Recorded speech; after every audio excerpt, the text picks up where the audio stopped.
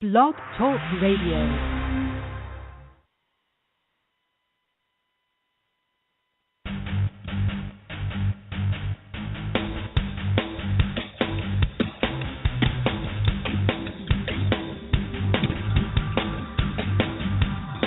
From the biggest little city in the world in the clear blue waters of Lake Tahoe, broadcasting from an undisclosed location in the Truckee River Valley on the Christian Patriots Radio Network, this is the Awakening Liberty Show with Sean Carone.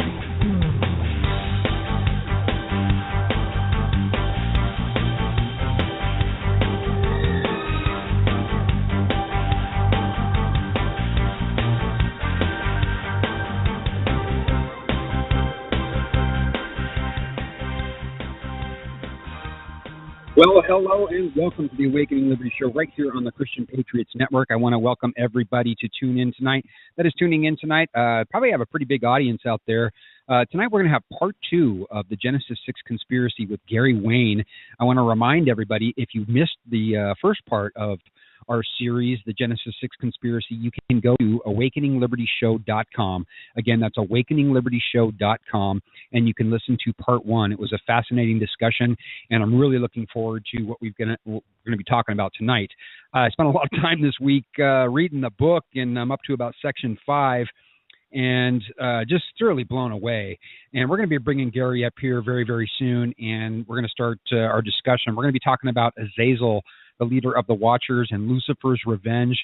And if we have time, we're going to get into Rex Deuce and the Guardians of the Antichrist, which is absolutely amazing and fascinating as far as how the secret societies play into this whole thing, this whole New World Order, this whole great plan, if you will, this Luciferian agenda, this matrix. So we're going to be talking about that tonight. First, I got a couple of public service announcements that I want to talk to you. It's been brought to my attention that Christopher Bolin is now in the States on a book tour, and he is a investigative journalist, and he wrote a book, and he's doing a new book tour, in fact, called Solving 9/11 Ends the War. And my dear friend Phil Restino, who is the co-founder of the Colonel Bob Bowman Memorial Chapter for Veterans for Peace in Florida, and he is leading up the Questioning the U.S. War on Terror project. They have basically gotten Christopher to come and speak at multiple events in Florida this month. And I want to quickly allow and let everybody know what's happening and when. St. Augustine, Friday, January 15th from 3 to 5 p.m. at St. John's County Public Library. That is in St. Augustine, Florida. Will be from 3 to 5 p.m. Again, we will have Christopher Bolin there speaking about 9/11, and we've got to explore this whole thing and end these 9/11 wars. So St. Augustine, January 15th from 3 to 5 p.m. at St. John's County Public Library. You can contact Phil Restino for any of this information that I'm giving you if you need to follow up on it further. His number is 386-788-2918. Again, Phil Restino, 386-2918. So also on January 17th from 2 to 4 p.m., again, Christopher Bolin, subject, Solving 9/11 Ends the War. He will be at the Daytona Beach Public Library at City Island. And again, that's going to be January 17th from 2 p.m. to 4 p.m. Also, Cocoa Beach, Tuesday, January 19th, 6 p.m. to 8 p.m. He will be at the Cocoa Beach Public Library, again, in Florida. And again, if you have or want any more information for these events and you want to attend, Christopher Bolin is absolutely a fabulous 9/11 truther. He is active in the movement. And I'm really trying to get him on the show while he's here in the States, because he lives in Switzerland, I believe, or Sweden. And hopefully I'm going to be getting him on the show sometime while he is in the States. Again, you can contact Phil Restino at 386-788-2918. Again, 386-788-2918. And also, I just want to I'm going to throw out this bit here because I think it's kind of funny. I've been doing radio for a while, and it seems like every time I'm on a target or over the target of a truth topic, something that is really important that people need to hear, it seems that I always have these little signature things from the powers that shouldn't be who try to shut down my radio shows. And I'm not the only one talking about this. There's a lot of people on Truth Frequency Radio who have experienced. There's a lot of people on Christian Patriots Network. John B. Wells has even talked about this. It seems like when we're on the truth, we always seem to have these technical issues. And it's crazy to me. I mean, absolutely crazy. It happens a lot. And this is one of those shows that we are talking about what I would refer to as immense truth, as universal truths. So hopefully, I pray that we won't have any issues tonight as far as the technical side goes, and I hope the audio sounds really good out there. But what I've decided to do is I've started, I don't know, it's kind of an experiment. So what I have started doing is actually mentioning Kim Kardashian's backside at the beginning of every show.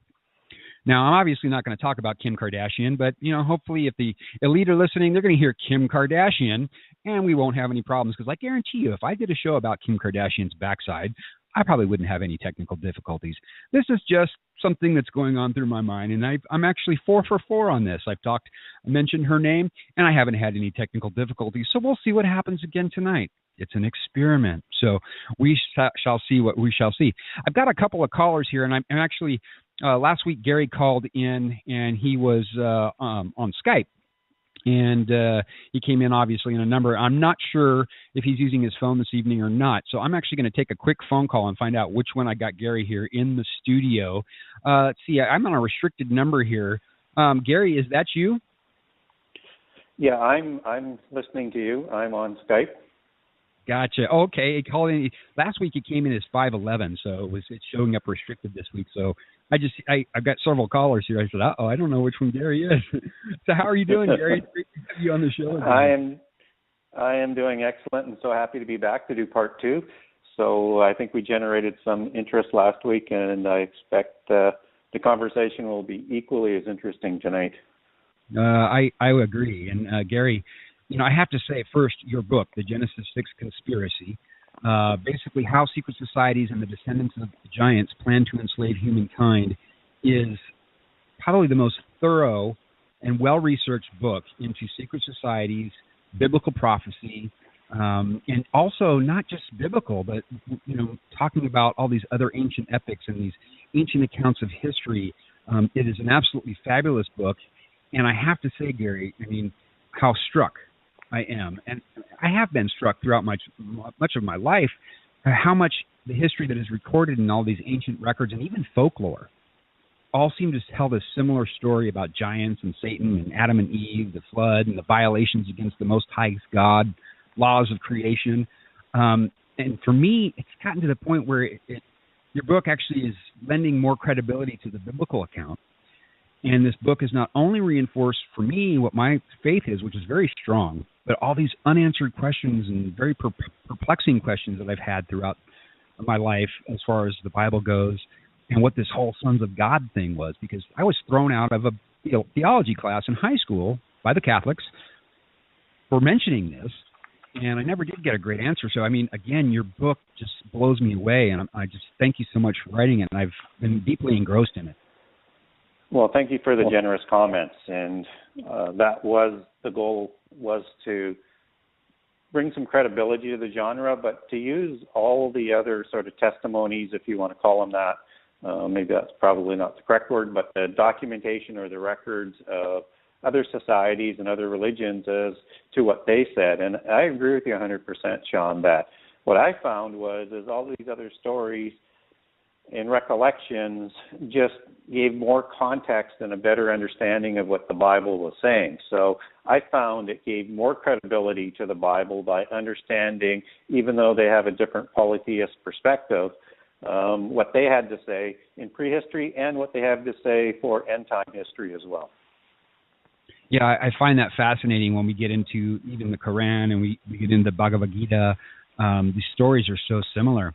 So last show, I wanted to touch bases on what we kind of ended the show with last week, which was what I thought was very pertinent, was, regardless of what you and I believe, and regardless of what Christians believe, and regardless of what your research shows in this book, regardless of what we believe, the powers that be actually believe that they are descendants of the Nephilim and that they are perpetrating this Luciferian agenda or this matrix. And I talked to a lot of people this week about that, and it just blows me away. Really, it is irrelevant what we believe because they believe it. That's exactly true. It just happens to coincide with what the Bible has said and what it says will happen. But that's the key thing. However you think these societies came about, whoever you think that they or may not have descended from, it's about what they believe and what they're trying to do. And in my book, I let them speak for themselves because I'm not trying to manipulate what they have to say. I was just so struck by how clear and concise and how detailed their side of the story is, so to speak, and how well it matched up biblically, past, present, and future. So that's the key point, is we can choose to believe whether or not what they say in terms of what their heritage is or the genealogies are or where their religions came from. It's irrelevant because they're working towards bringing in the end time, and they believe that they did descend from the descendants, that their religion is antediluvian, and that giants were real, and that the rulers and the kingships around the world all descended from these bloodlines of the Nephilim. And so it's what they believe, and it's what they're doing that's really, really important. And I think it's really important that people realize that and basically come to accept the fact that, these people, they're psychopaths. And, all in all, but the biblical story being true, they're talking the same language, just on the other side of it. And I think for humanity's sake, we've got to now decide whether we're going to choose sides either with that Luciferian agenda or with Christianity, and actually, come to know God as He wants us to know Him. So, I think that's extremely important. I wanted to start off tonight's show with the feedback I got, because I got a lot of feedback this week. And I actually took a little bit of heat from some of my Christian friends who basically can't come to accept the fact that what Genesis 6 says, that basically the sons of God found the women of humanity, the daughters of men, were comely and beautiful, and they came down and they married them, and they actually had sex with them, and they bore offsprings, which became the giants. Now, many people say, and they bring up Matthew 22, which for the life of me, I can't understand. There's so many of these people who say angels cannot have sex with humans, they can't marry or bear offspring. And they quote Matthew 22, verses 30, which doesn't seem to me to make much sense. And I really wanted to get your opinion on Matthew 22, 30, and about this whole thing. They basically state that angels can't have sex with humans, and there's no way that this is possible, and that this is just a completely implausible story. Yeah, and I think whether or not people believe that the angelic realm has the ability to have sex in this realm or not is, I think both sides have a lot of good arguments that they put forward, and it's not to divide Christianity in terms of what the Bible says, but specifically, though, if we do look at Matthew 22, all it says is that there's no marriage in heaven. And where Genesis 6 took place with copulating with human females at that time, that was in the physical realm. There is nothing in the Bible that suggests that they can't have copulation and bear children in the physical realm, because it's a completely different dimension. The heavenly realm is a spiritual realm. This is a physical realm. And so I think that's a very, it's a very strong argument, but I'm not sure that it holds water. My opinion on it is basically that humans are mortal, angels are immortal. So there's no need for in the heavenly realm for them to have children, because they're going to continue to exist no matter what. Even when they're judged, they will still be alive. For the fallen angels, that's not a very pleasant sort of expectation that they're going to be going through, but they are alive forever and ever and ever. Humans were born mortal, and for them to survive, they need to be able to produce. And that's why God came along and created the woman for the man, not the man for the woman, so that he could reproduce and that there would be descendants thereafter, so that their lineage would survive until the whole plan was worked out and the resurrection would came. But the angels don't need that, because they continue to live. And it brings into mind a very interesting passage out of 1 Corinthians 11, I think 6 to 10, as I recall the passage. And in that account, it talks about women are to have a sign on their forehead as an authority to protect them. And it's to protect them in this context from the angels. And it also says, what's really interesting to what I said just a few minutes ago, in that same passage, it says women were created for man because he is mortal. And so they're to have a sign to protect them from the angels so that they would not have sex with them. And it's a very, very curious passage in terms of how that is put together. And in my research and also in my book, I talk a little bit about what Tertullian, the church father, had to say about that. And he said that the angels, that mark was there, and that they should also wear veils because the angels love the beauty of the women and they love their beautiful hair. And again, that's a direct sort of reflection as to what is noted in Genesis 6. Another area where we see a correlation is in Jude 1:6. And in Jude, they talk about the sins of the angels. And these sins are also connected in the same passage with Sodom and Gomorrah. And so we have the sins of the angels that are locked away, as they are said in 2 Peter. I'll come back to that in a second. And these angels that sinned in the antediluvian world, and then we have the Sodom and Gomorrah connection where we have all sorts of connotations about sexual immorality. And so all of a sudden now we have in that particular verse a connection of sex and the sins of angels as being a similar sort of sin.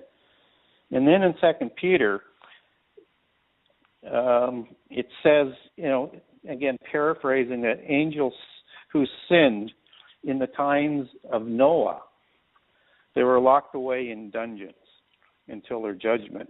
And so although we don't have specific passages that identify the angels as having the ability to have sex, we do have New Testament references that suggest that was the case. And Jude, incidentally, seems to be quoting from the book of Enoch, which I know is Apocrypha, but there are many sections of the Bible that refers to the book of Enoch. So whether or not Enoch 1, Enoch 2, Book of Giants of Enoch are legitimate scripture or not in the minds of most people, there must have been a book of Enoch that so much of the Bible has quoted from Enoch in the past, where it does record that the angels did have sexual relationships with humans to produce giants. And so when we look at all of those and put them together, to me it creates a pattern. And also it starts to make sense of Genesis 6 completely. And it also makes sense of the giants that appeared afterwards. There's so many references to the giants, and if they weren't produced from supernatural beings like the angelic realm, then how were giants created?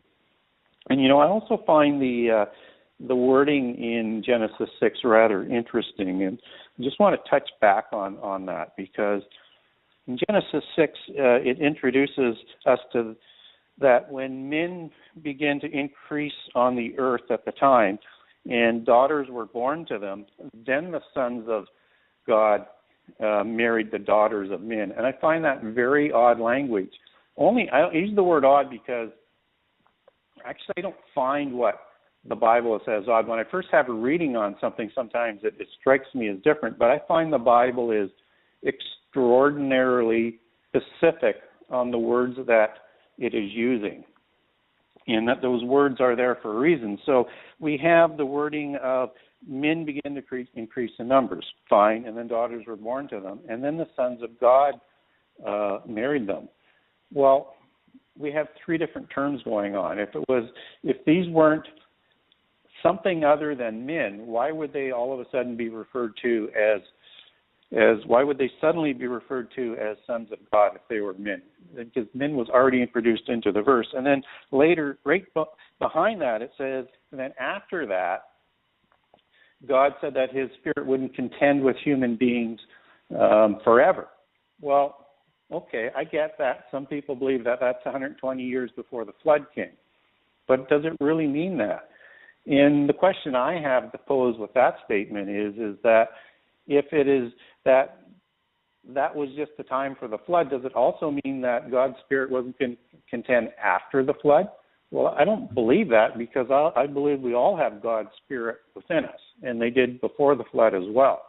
So I believe that is referring to the immortal spirit, and that's why he said, I am not going to permit that the angelic realm will put an immortal spirit into flesh on the earth when that is only belonging in heaven. And so he limited all the offspring thereafter of humans and all the offspring of the Nephilim thereafter and their descendants to 120 years. So over a number of generations, the lifespan of humans and of the descendants of the giants became 120 years or less.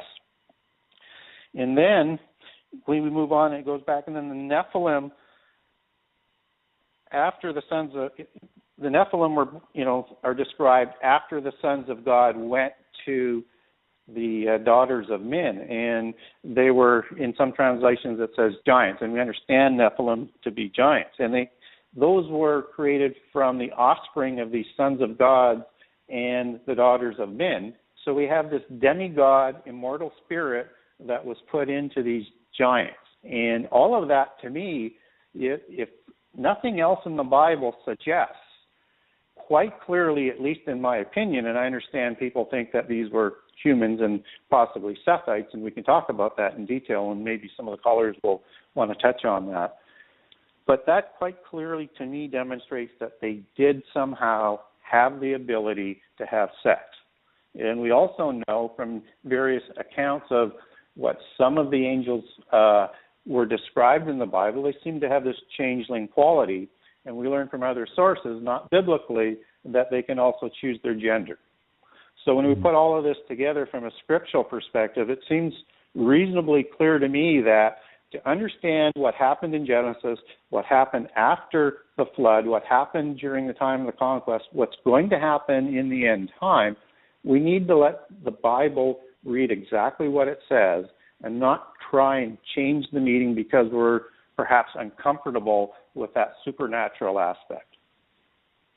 Yeah, I couldn't agree anymore. It seems to me that all of Genesis 6, this whole story, this whole sons of God, and I think for people who don't understand this, but sons of God now in Hebrew, correct me if I'm wrong, Gary, means angels, right? Yes. Okay, so yes, and you can look that up for the listener can look that up for themselves if they look at Job 1:6, Job 2:1, and Job 38:4-7. It's quite clear that it says that. Right. So this whole thing in Genesis 6 was, at the very least, a violation of creation and what God had laid out as far as the rules go, and his universal plan for life. I mean, it was certainly a violation. Whether it was sex as you and I understand it, there was some sort of DNA manipulation, some gene intermingling of the gene pool. Something occurred here that was certainly outside of this physical realm that created something evil on this planet, and hence the flood, right? Mm-hmm. Something happened.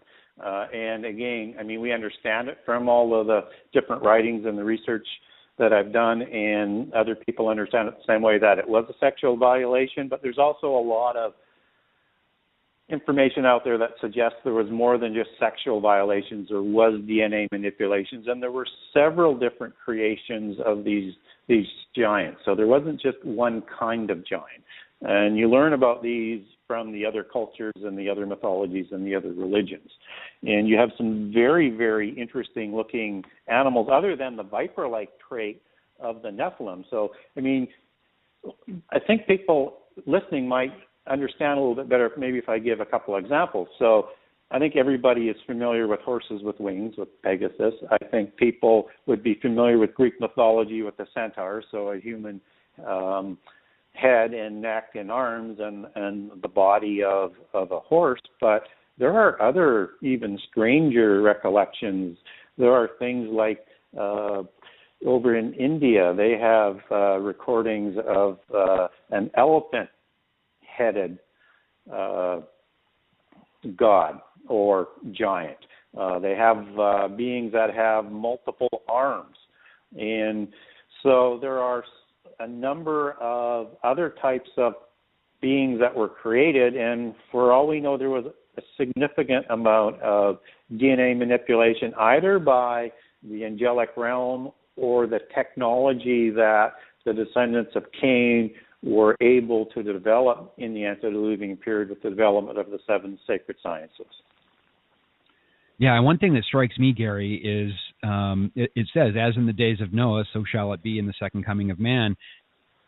And that's biblical, and we see, if we look back through all the mythos and all the ancient legends and all the folklore, even, the fairies and all that stuff, we see this weird, the Minotaur and the Centaur.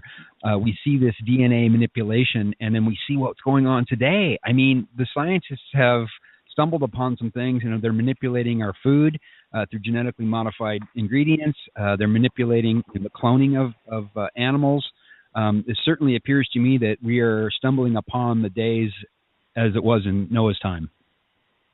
Yeah, exactly. And it seems to me that the angels, were sent to a prison that we know as the abyss, the ones that were impassioned or perhaps did DNA manipulation. It's not clear that it was just the sexual ones, although not all of the dark angels went to the abyss. And again, if we look at hell as it's translated in 2 Peter, it says actually Tartarus as the annotation. And Tartarus is the prison that the Titans that rebelled against God, or the gods, were sent to after the rebellion was put down. And so this abyss seems to be a real place. And all of this happened, and the sins were created in the days of Noah, as it says in 2 Peter. So what were those sins? It seems to me that all of the different references come together if you just let the Bible speak for itself and not try and reinterpret it. Yeah, absolutely. I'm gonna really take this show. We got so much to cover tonight, Gary, and I'm gonna really keep my commercials at a minimum. I usually run them every half hour, but I'm not gonna do that. I'll run it the hour because I have so much I want to go over, and I want to get to some callers. We do have some callers already, so I just want to remind everybody the number to call in all across America, all around the world. The number is 646-668-8952. Again, that number is 646-668-8952, and we will get to callers in the second hour. So hang tight and listen to the show and get some questions for Gary as we go through this. Gary, I want to, as I move through the book, I've gotten up to section 5. There were 2 chapters that really just struck me profoundly, and it really illustrated what God's plan was with this whole angelic rebellion and the resurrection of Jesus Christ, his death and his resurrection. And I want to really touch on those, and that's chapter 12 and 13. And we're going to start with chapter 12, which is Azazel, leader of the Watchers. And you started off that chapter with, remember the days of old, generations long past. Ask your father, and he will tell you, your elders, and they will explain to you. When the Most High gave the nations their inheritance, when we divided all mankind, he set up boundaries for the people according to the number of sons of Israel, God, for God's portion in his people. Now, this is from the Bible, Deuteronomy chapter 32, verses 7 through 9. And you start off that chapter with a question. Why does Deuteronomy describe a cryptic event? Can you explain that a little bit and explain this strange verse? Well, this is a very, very odd, unless you try and learn about these things, that just doesn't seem to make any sense. I mean, and the first thing is the sons of Israel. Well, Israel in the days of old and generations long past, when humankind was divided up and the earth was divided up, Israel wasn't a nation back then before the flood. Right. So that's the first thing. So again, if you look at other possible translations of that, or alternative translations, and if they go back to the Masoretic text or the Septuagint, it actually says the sons of God. So all of a sudden now that makes sense that the earth was divided at some point in time amongst some of the angelic realm, and in this case it would have been the seraphim. And other translations would, instead of saying the sons of Israel, would say other gods. So, and if we look at other gods as fallen angels, again, all of it sort of comes into sort of focus. And the area that wasn't separated out to the angels was the covenant land. And of course, this is why after the flood that Israel was given the land that was promised to them, because that was the area of the earth that was kept separate for God, and that's where he was going to have Israel live.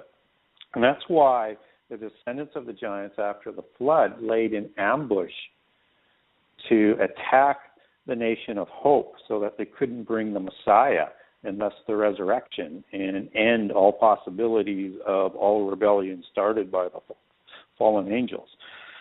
So what's so interesting about this is the same language that is used in other mythologies and religions, that the earth and, for that part, the universe has been divided up amongst the angelic realm.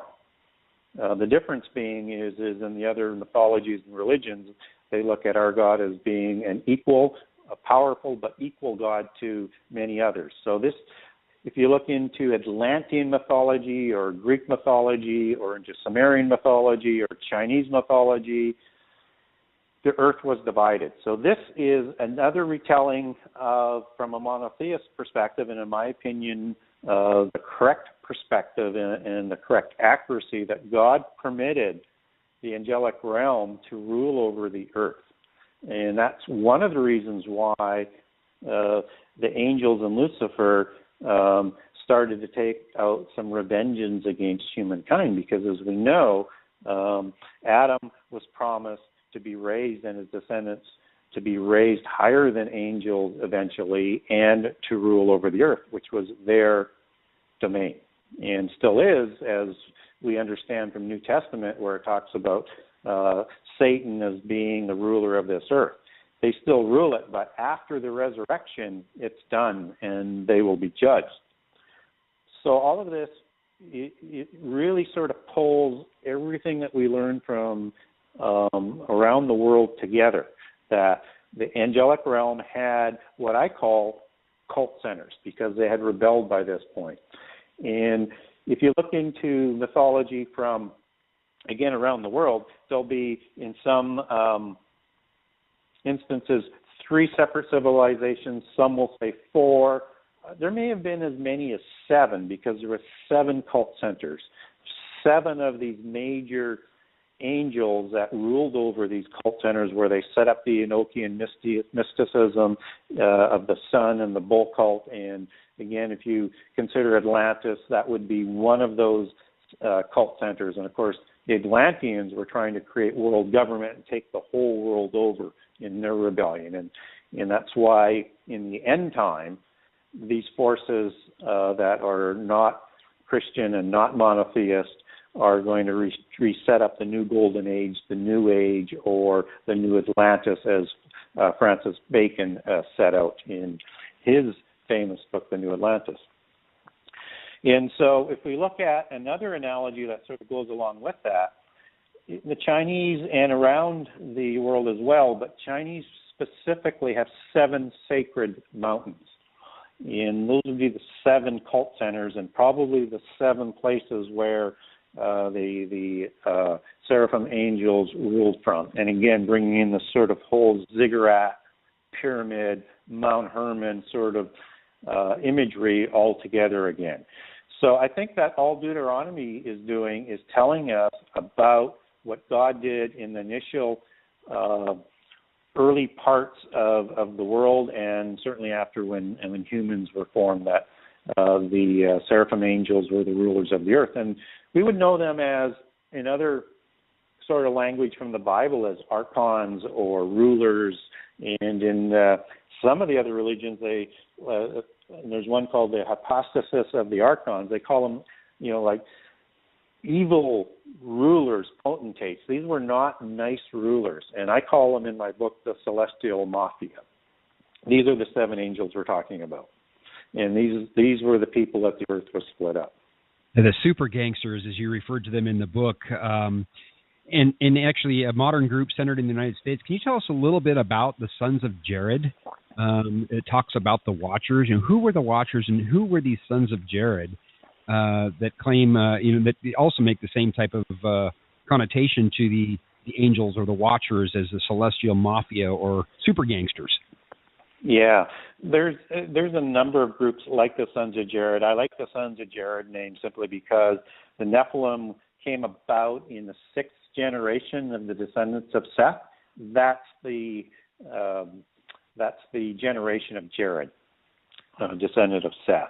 And so they believe that all of the kingships, whether it's the pharaohs or the Sumerian dynasties or the Chaldean dynasties, and right up to the modern day of the royal families, because it's one long chain. But all of these ancient dynasties, all these ancient royal kingships were descendants of these celestial mafia. And thus, the Nephilim, who usurped all of the kingships. So if you look at how mythology sort of breaks out prehistory, they have the age of the gods. Then they have the age of the demigods, which is the rulers of the Nephilim around the world. And then you have, after the flood, the reign of the humans. Even though they may be descendants, they're no longer have the immortal spirit in them. So those are the 3 sections that they like to break it down. And they are a part of a number of groups that are out there that are trying to make the world aware of this information and are trying to fight them.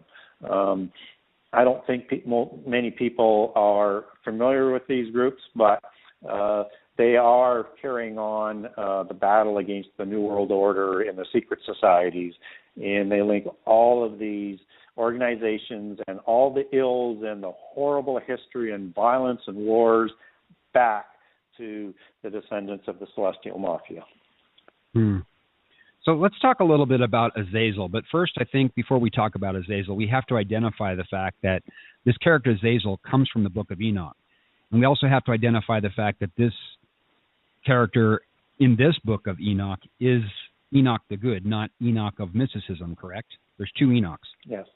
There are 2 Enochs. And again, people very much need to be aware of that. So there's the Enoch of the Cain line, and that's the first son of Cain. And that's the major patriarch, along with a few of his progeny later on, like Lamech and the sons of Lamech, like Tubal-Cain and Nama and Jabal, that started the secret societies. But Enoch was the one who formed the original mysticism and formed the language of hieroglyphics, as the Freemasonries recall, to write down the information. And he's the one who first started to pervert, along with his father, the 7 sacred sciences learned in Eden. And then obviously there's the holy Enoch that walked with God and was raptured to heaven.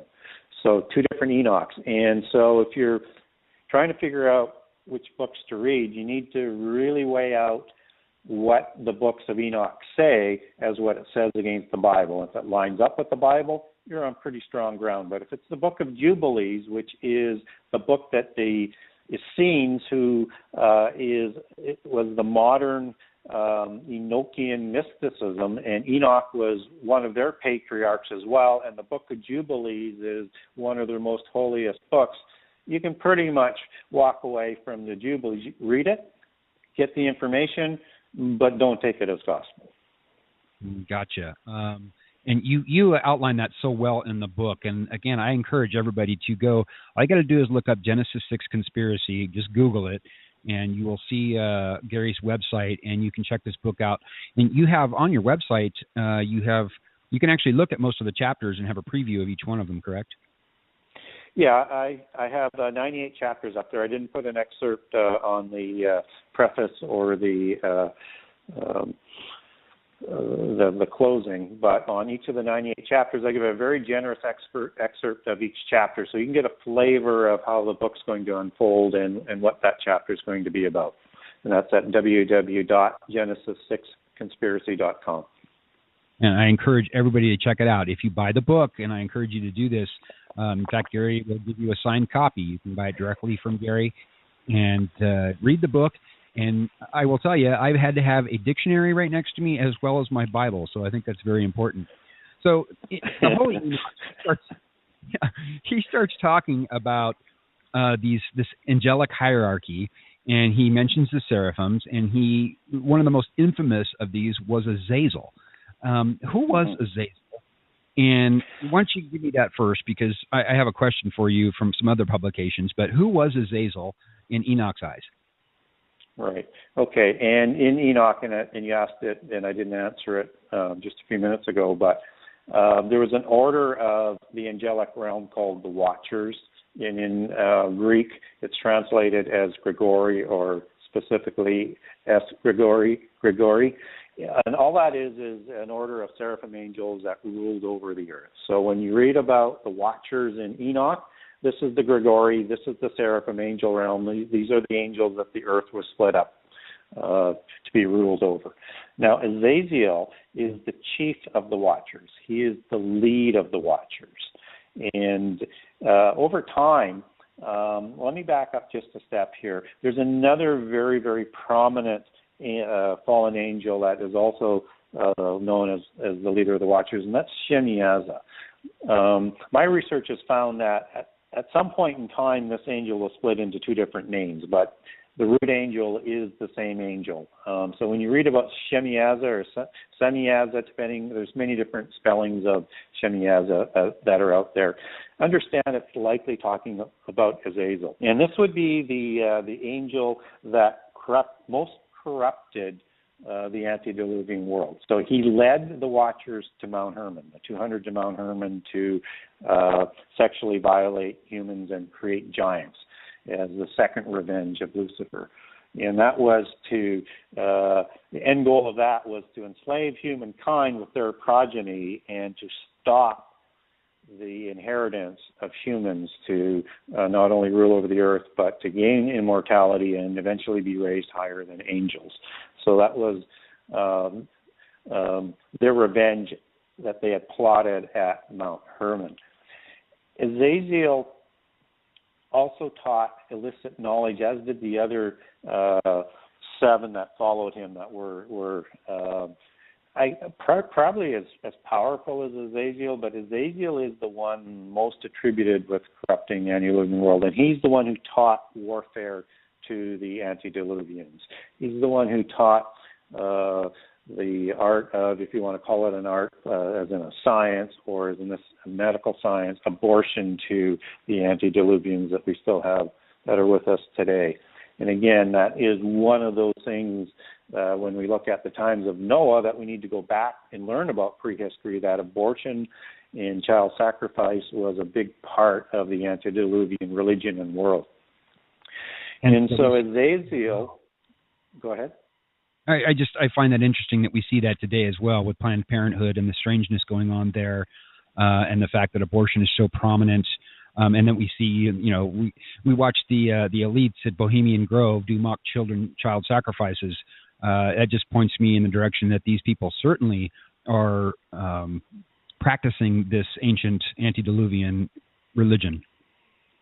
Yes, and it's the same religion. And as I unfold the book, people learn very, very quickly. There's only basically two base religions. One's polytheist, and it comes from Enoch the Evil, and then there's monotheism that Christians believe in and that came out of Judaism, and whether people agree or disagree, what the Muslims believe is the same religion because they're monotheists with the same God as that we attribute to our God. And I know there's lots of arguments out there that Allah is a different God, but everything that's written in the Quran supports everything that's in the Bible. So I'm pretty comfortable with saying at least they base their religion on monotheism. whether or not people want to talk about them perverting it, that's a whole different rabbit trail to go down in.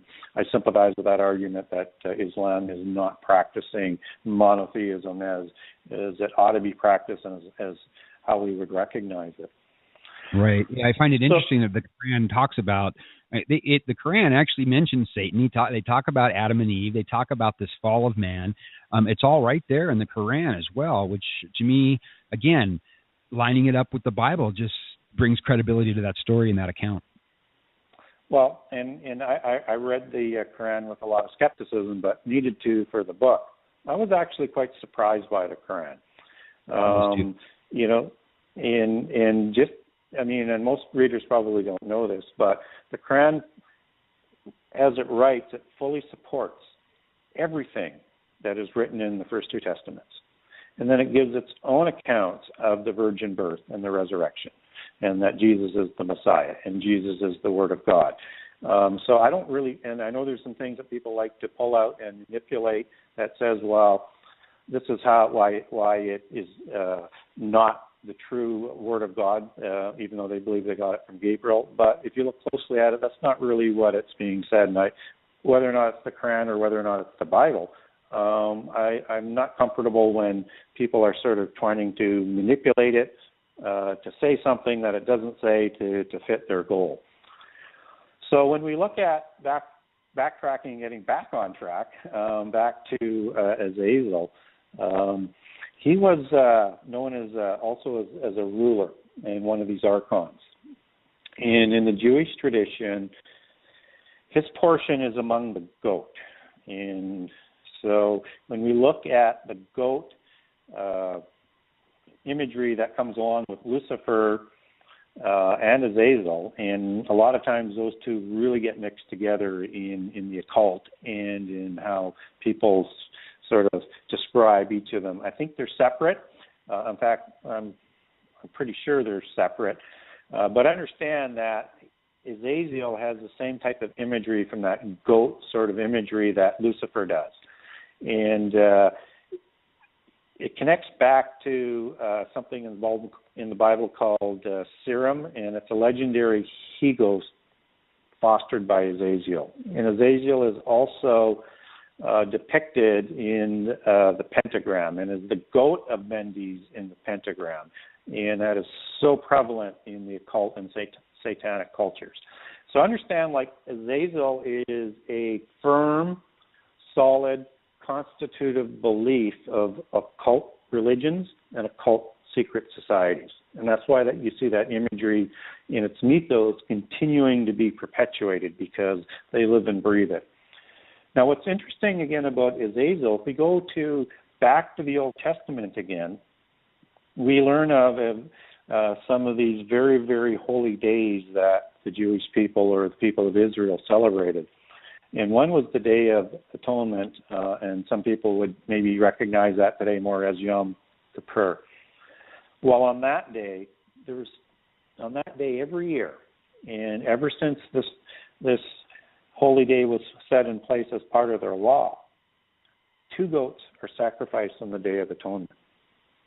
And one is for the sin of the Israelites, and the other is for an unknown person, for the sins of the world, sins of the past. And in the Jewish tradition, and there is a Jewish rabbi in the 12th century named Moses ben Nahem, as I recall, and he wrote on Yom Kippur that this goat was sacrificed to a ruler whose realm is in the places of desolation. And his portion, this ruler's portion, is part of the animals, and in this case, the goat, as he goes on to talk about. And so in mythology, Azazel is hung in Orion and is the scapegoat. And if we look at the wording in most of the biblical translations, you'll either see Azazel or you'll see scapegoat. And if they use scapegoat or Azazel, there will usually be an annotation at the bottom of the page in the Bible that you're reading that will say, can mean scapegoat, or Azazel makes scapegoat, or scapegoat can mean Azazel. So it's the same word. And so in those other, bringing that full circle, he was punished as a scapegoat for all of the crimes of the antediluvian world. And so that's where scapegoat comes from. You know, I found that absolutely amazing, and as I started to pour into the Bible even, I started seeing this kind of unveil itself. And it's been said before, and first of all, I'm going to mention that Shemyaza and Azazel, as you have said, are probably one and the same. But when it refers to Azazel, I've seen it in other publications too, that all of the sins of the earth were written upon Azazel, hence the scapegoat.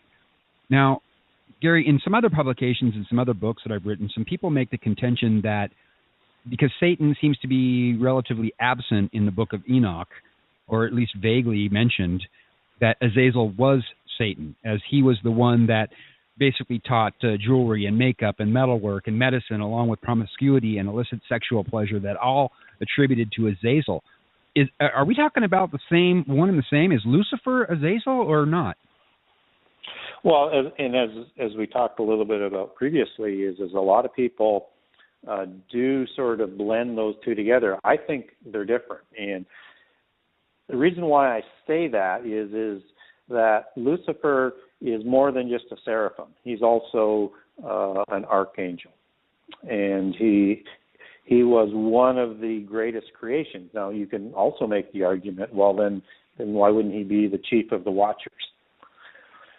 So it's a very good argument, but it seems that Azazel was either locked in the abyss or an abyss-like prison that's in the constellation of Orion.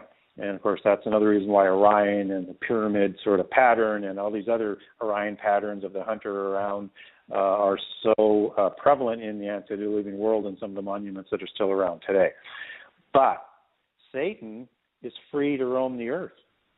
Even after 1,000 years is up afterwards, Satan will be allowed to come out again to try and cause another rebellion. So in the meantime, Satan, that's the first time Satan gets locked up, is during the millennium.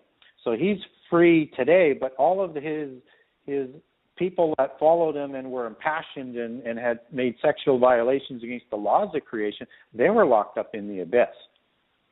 And, of course, these are the ones that are going to be released from the abyss, as it states in Revelation, to help sort of speed up and bring about the destruction in the end time. I think they're separate.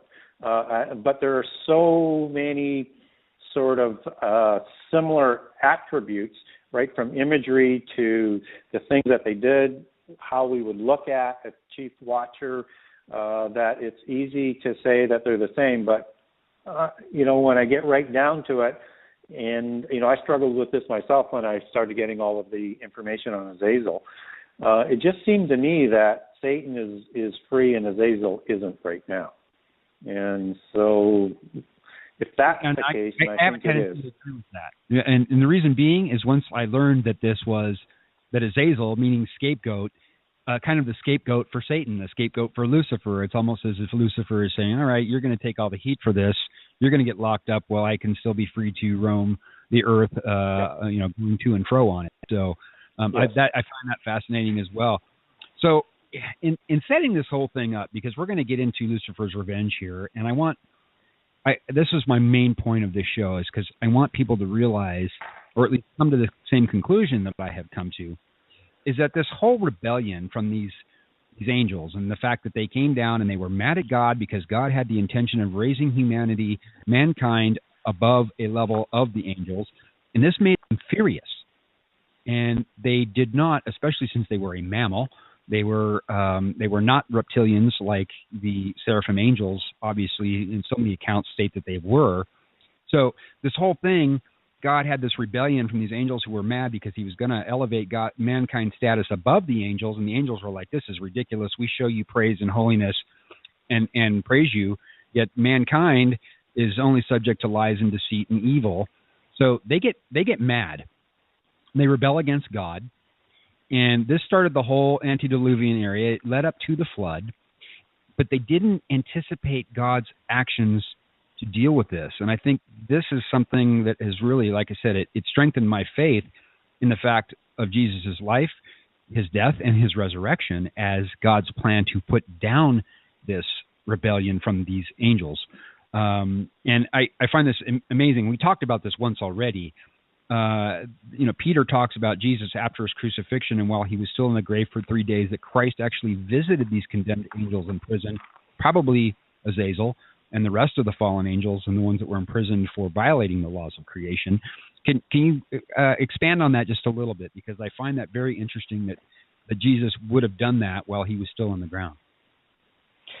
Yeah, and so I think maybe we'll just back up just a wee bit here. So the first revenge of Lucifer was the fall of Adam, and so that the Adamites, whatever the plan was going to be, he was going to make sure that they were going to fall and entice them to eat from as the other religion would believe, from the tree of gnosis, the tree of knowledge, so that they could become like gods, and brought Adam down from his innocence and grace. And then immediately after that, in Genesis 3 again, we read, which is very, very enlightening, is where there's going to be enmity between the descendants of Eve and the descendants of the serpent. And that can only be as if either serpents are going to create some sort of reptilian counter human-like form to be fighting humans all the time, or they're going to create the Nephilim, which they did. And then we have the second revenge, which is leading the Watchers to Mount Hermon to create giants to enslave humankind and to take them into destruction and make sure that they weren't going to get their inheritance. So from there we understand another revenge that happens at Babel, where they try and put in the world government with the Nephilim and the secret societies again at Babel. We see why they laid an ambush with the giants in the land of the covenant to prevent Israel from coming in, so that the birth of the Messiah could not happen. And so we look at Jesus as the Son of Man and as the Son of God, as he was created as the Word of God, and everything is to be put under Jesus' footstool, and in the process, he adopts humankind as his brothers, as joint inheritors.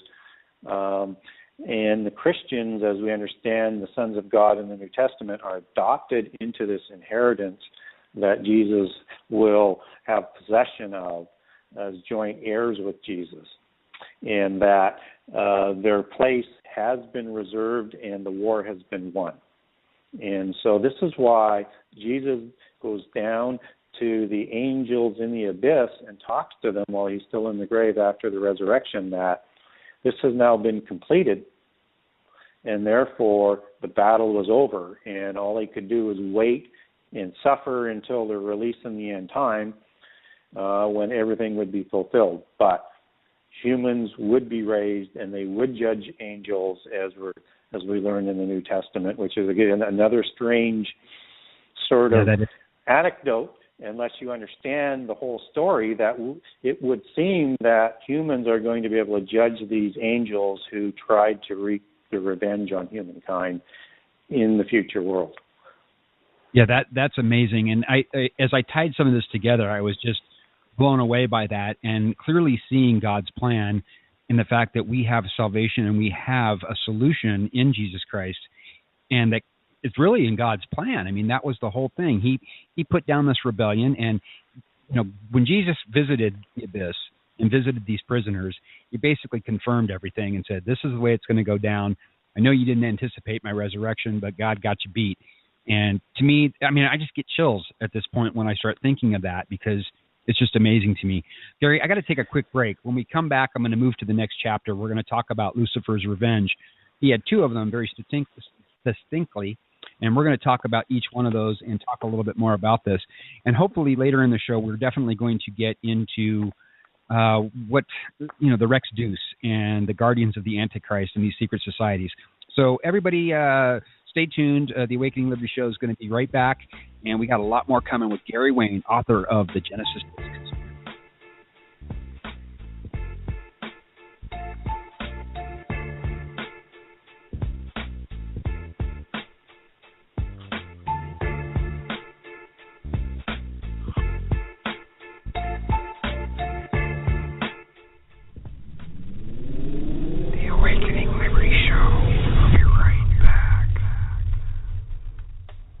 Peak performance and health requires optimal nutrition. Hi everybody, this is Sean with the Awakening Liberty Show. You know, our bodies are loaded with stem cells, and as we age, they lose their ability to regenerate and repair the damaged tissues. The main reason is due to a breakdown in the signaling needed to activate those stem cells. That signaling is diminished over time by environmental stressors, aging, and a limited number of growth factors available in the body. Therefore, those stem cells stay dormant in spite of their constant signaling for help sent out by your aging and damaged tissues. Hey, be active, feel great. The reprogramming of our stem cells is a possibility, and the regeneration of the body is enhanced with embryonic signal molecules found within StemFit Active. Visit mywellmed.com/Liam's Heart and see what StemFit Active can do for you.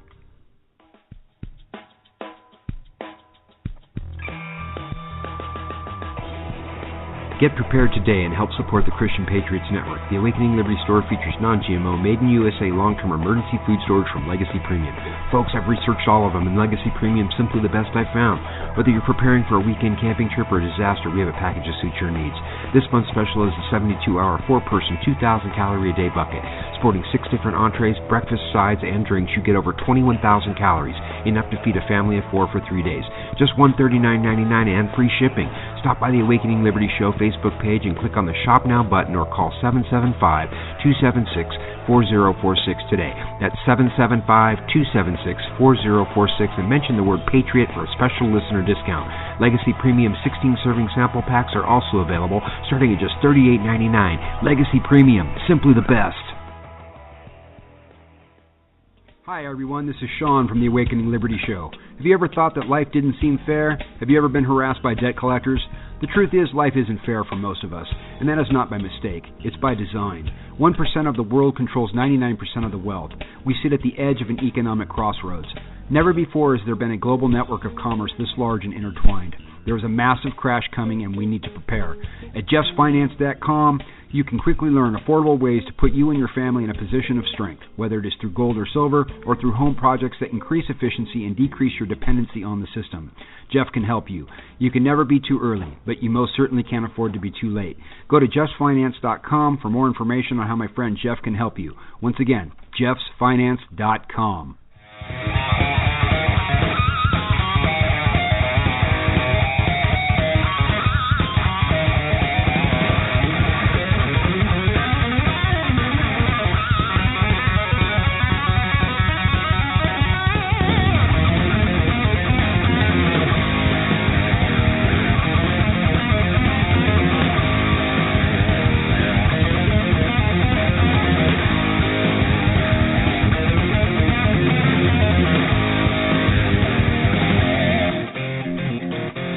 And now, back to the Awakening Liberty Show with Sean Carone, right here on the Christian Patriots Radio Network.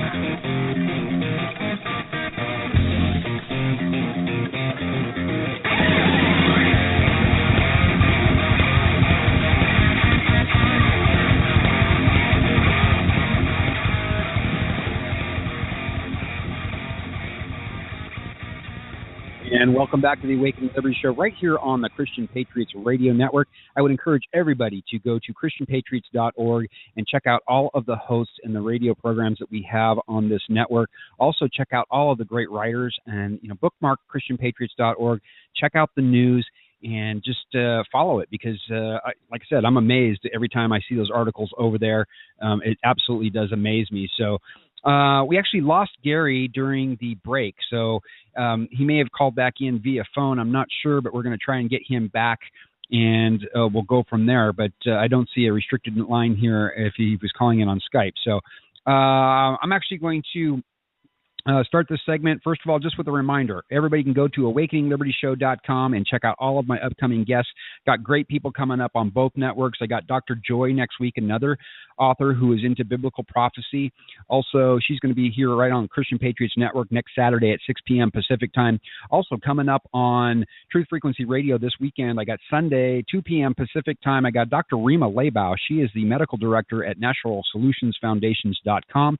We're going to be talking about our rights when it comes to vaccines, and that she has a legal aspect is basically how we can protect ourselves from these mandatory vaccines, these nefarious legislations that we see coming in and out. So I'm going to move on with that. So definitely awakeningliberdyshow.com. Check out all of my upcoming guests. Just booked Ian R. Crane. We're going to be talking about fracking here soon too.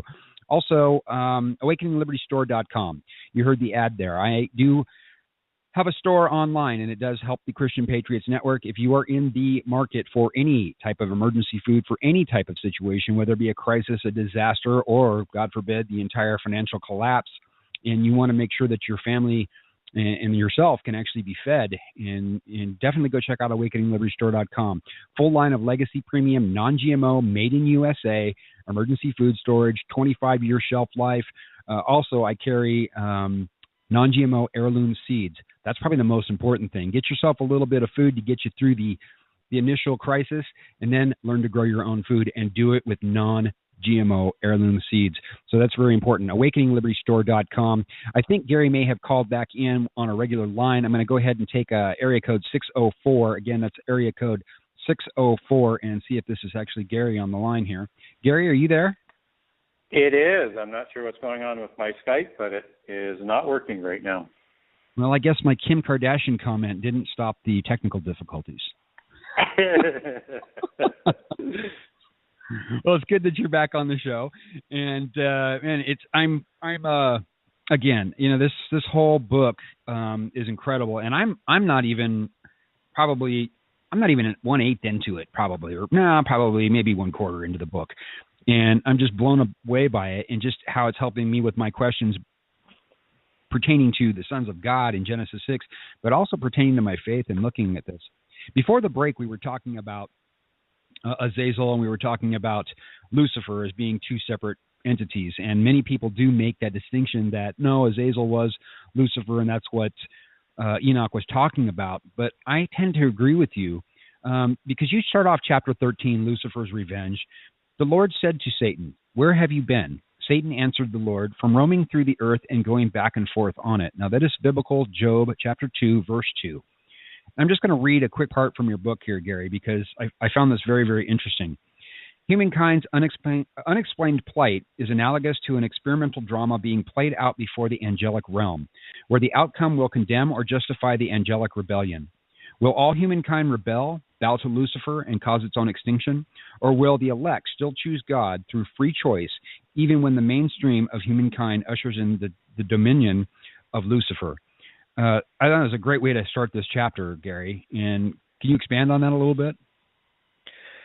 Yeah, I mean, it's, everybody on earth, I think, whether you're Christian or otherwise, wonders why are we here? What's the purpose of our lives? And if you're Christian, why don't we have more information? And so I know if I take a step back and I think about some of these things, I very quickly come to something called free choice. And Adam and Eve expressed their free choice in Eden when they chose to eat from the tree of the knowledge of good and evil. And so everyone over a set period of time has the ability to make a choice for God or not. And no matter what, it seems almost like everybody's on the same sort of playing field, no matter whether it's now or 1,000 years or 6,000 years ago, that you need to choose God in spite of what the world is saying, even though you have very, very little information. Now, perhaps one can argue that in the past, the people in the antediluvian world or the Israelites, they had more contact, but when you look at the world as a whole, there's this free choice to make and what you're going to do. And it's just, when I look at the only possibility of why we have so limited information, we have some, and it requires so much faith to do the right thing. It's because the angels were created immortal and didn't have that choice. They are immortal no matter what. They cannot die. And so we have the choice to choose immortality or not. And no matter what the fallen angels were going to do, even though they thought they might have a chance to win, although I find that difficult, particularly with Lucifer, that he walked amongst the fiery stones of God. He knows God was all-powerful. So how they thought they could win is a bit elusive, although maybe that wasn't the end goal. But God is so powerful, so all-knowing, that he is greater than free choice. And through free choice, he was going to retrieve and save humankind. And through the sending the word to be with us, and then to be crucified and to atone for all of the sins, and thus the resurrection. So through free choice, that is now available to us to go into immortality, where angels were created immortal. And so I think what was going on with with Lucifer is he knows he can't win, but he can make sure that so many people will not receive immortality. The thing they may be looking to do is that when I looked at some other renditions of this conspiracy, although they don't call him Lucifer or Satan, they were looking to set up a realm that was separate and away from God, their own sort of world. And some even believe that Lucifer had learned how to create a universe. He was that powerful, not as powerful as God, but wanted to live separate. And by bringing down humanity may justify their rebellion, that they may get a chance to live. But with Jesus' resurrection and with what will be done in the end time, that is not possible.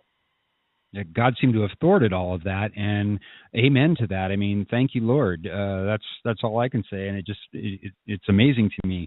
Now, when we're talking about Satan, Satan was created a seraph. He was a seraphim angel, right? He was the lead. I mean, he was as close to God as you can get, except for maybe Michael, the archangel.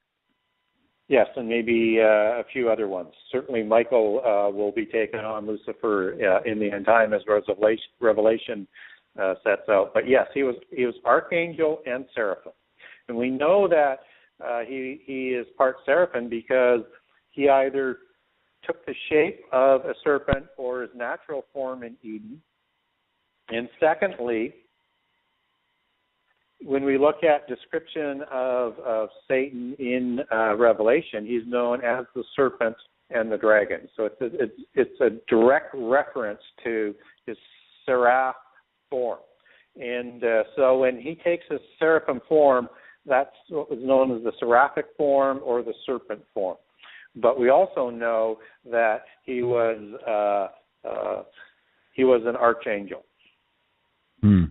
Now, I've talked to several pastors, and I always found this very interesting in some other publications that I've read, that basically don't refer to Satan as the enemy of mankind. He is actually on a leash from God, and God has allowed Satan to actually try to deceive and manipulate and tempt as many people as possible so that they do not come to the realization or come to acceptance of God and the Christ and the resurrection.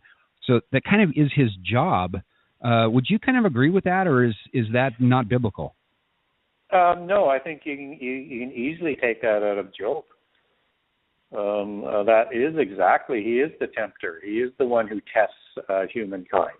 And that's his purpose, and he relishes in that because that is all that is left for him to do. His rebellion has failed. So in his mindset, the more people he gets to not accept God, not accept Jesus Christ, not accept the fact that we actually, as mankind, God has this plan for us to elevate us above angels into immortality after the end of days and whenever his preordained time is, that Satan's whole goal is basically to keep as many people, including the saints, from elevating to that level, right?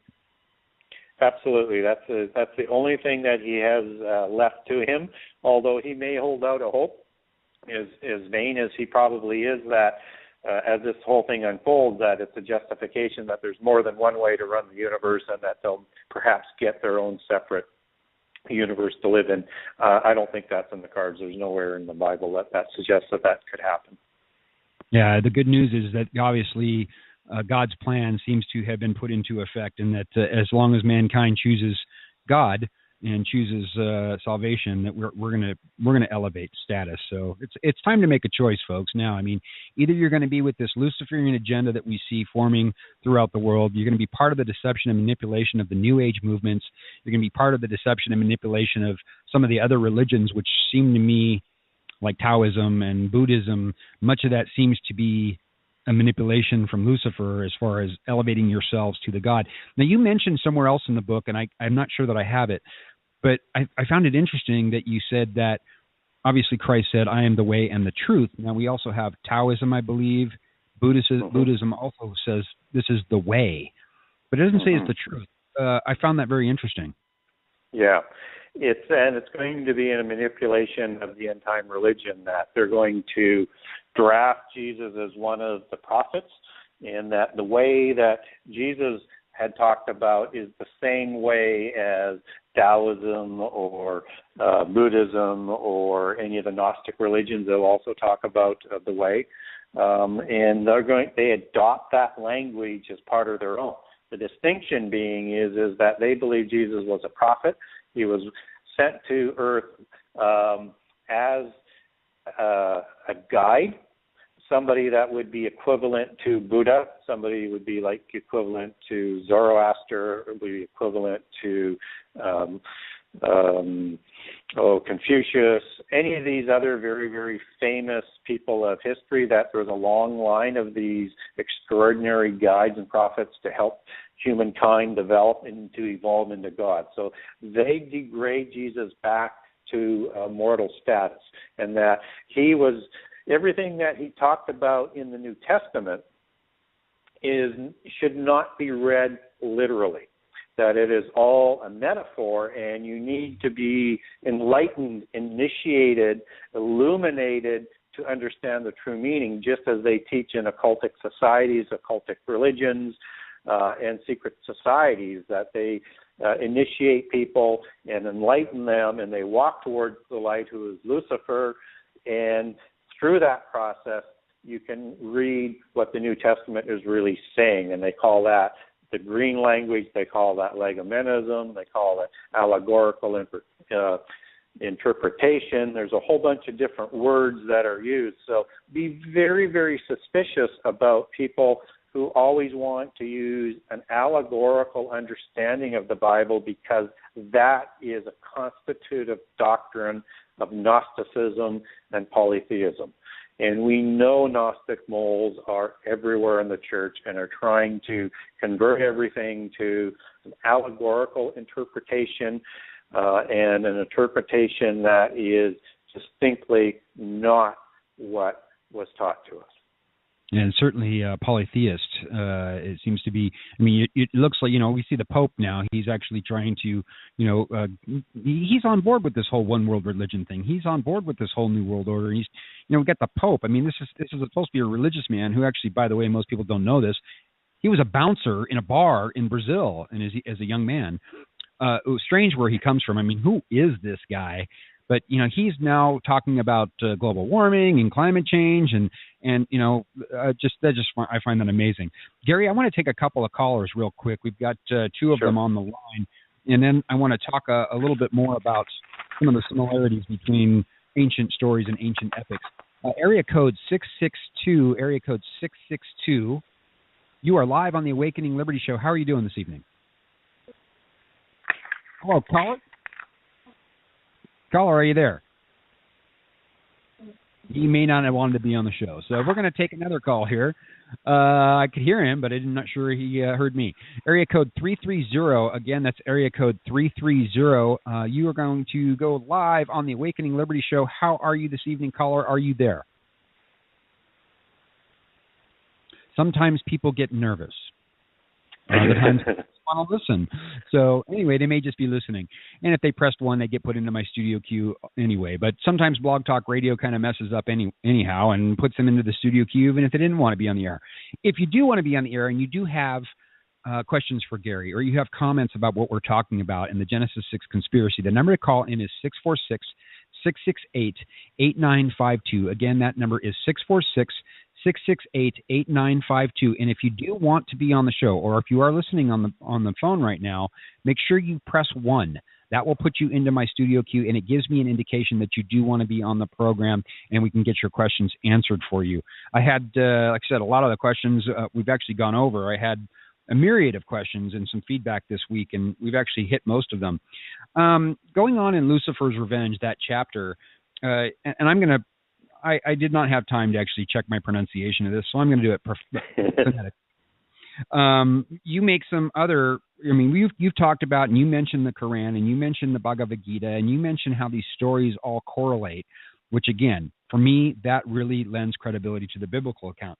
But in Lucifer's Revenge, you talk about the Popol Vuh. Am I pronouncing that correct? Yeah, Popol Vuh. And basically, it's the sacred book of the Quiche Maya. And I want to talk a little bit about how they record a similar account of what's going on biblically, but also in the fact that they seem to be talking about a Lucifer-like God. Can you expand on that? Yeah, there's the Popol Vuh is the ancient book of the Quiche Maya, and it records their history and has a lot to say about prehistory. And in the Popol Vuh, it talks about a god named Nokub Kquix. I believe it's spelled Kquix as opposed to it's Caquix, and he's a kind of Lucifer. And it was a very proud god that had fused all things, and he thought of himself as the light and the moon. So very, very similar, again, in the allegories used to talk about Lucifer, particularly with the light and the moon, and when we're to understand all the different things about what the occultic religions believed.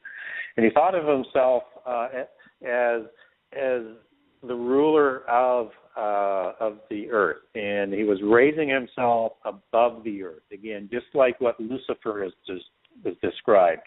And they describe him like this, that his eyes were like silver and like precious stones, and his teeth shone like perfect stones, and his nose shone like the moon. So this was a shining being, okay? So again, if we understand that angels were shining opalescent beings, this is, again, a very, very good parallel. And also, can't remember whether we talked about this last week or not, but the first generation Nephilim were also shining beings, only they shone from their eyes. They weren't completely opalescent like the angels were. And he sat on a throne of silver and lit the face of the earth when he passed by it with his throne. So this was a God that became so proud that and so powerful that the other gods decided that they needed to get him under control because he was trying to exalt himself over everything and dominate. And so Nokub Kquix was overthrown, and all of his riches and all of his treasures and all of his precious stones and his pride of the earth was overthrown. And they describe him as screaming as he fell to the earth from a large tree. And it's an allegory that is very, very similar to the description of Lucifer falling from heaven to earth. So I think that is truly describing an account that's very similar to Lucifer. Yeah, and I find that interesting. I mean, we're talking about the Mayans here, so it just basically a different perspective of probably the same entity, yes? Yes, different entity from a different perspective, again, from a polytheist perspective. Right. And then you go on to – go ahead. No, go ahead. I was just going to mention, most names most people won't recognize as Lucifer, but there is one, and it's interesting that it's used in the Quran. And it came up in Battlestar Galactica in one of the episodes, and there's this evil guy that's dressed in white, and he seems so good and powerful, but he's being chased by these other sort of spirit-like beings around the universe. And his name was Iblis, or Iblis. That is the name that the Quran uses for Satan. And so when you want to look at any of the entertainment or science fiction or fairy tales or anything, understand they use so many of these code things and allegories to propagandize their point of view and prepare us for the end time. And I just wanted to throw that in as one of the things that people should be aware of. And one of the reasons why, if they read the book, they're going to become educated about all of these codes and understand the language of the propaganda that's being utilized to prepare us for the end time. Yeah, and you put that in the book so well, and you lay that out in such a manner that it's so understandable. So, again, people go to Genesis 6 Conspiracy, www.genesis6conspiracy, and check out Gary's book, because I'm blown away by this book, and having the Bible sitting next to me and a dictionary sitting next to me, I just feel like it's God's talking to me. And again, I want to thank you for writing this book, and also the fact that I've always thought this, that there's all these similar stories and there's all these different religions, but it's all been manipulated, and it seems like the deception is so hardcore that people seem to come away. They start using their head. They stop using their heart. And for me, I've always tried to use my heart to come to the truth, because if my head's in the way, it gets in the way, and I get in God's way. So, I find that very cool that you're talking about the Quran as well, because the Quran further testifies to the angelic rebellion as well. It talks about the same thing. And as you said, Satan is Iblis in the Quran. So I find that extremely interesting. Let's see here, moving on here just a little bit, because I want to get into Rex Deuce here soon. So I'm going to kind of skip through this chapter.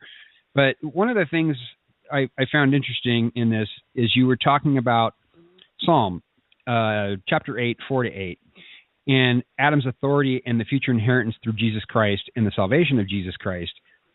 And you said it was a little bit vague, Psalms 8:4, but you talked about Hebrews as well, where it is not very vague as to what is really going on, and it states the specific doctrine that we're talking about, that Christ is going to, through Christ, we're going to be elevated to above angel status. Can you talk a little bit about Hebrews and what that means as far as biblical goes? Yeah, it goes to the Pentecost, and it goes to the Sons of God doctrine of the New Bible, where Christians are adopted into the New Covenant as joint heirs with Jesus. And so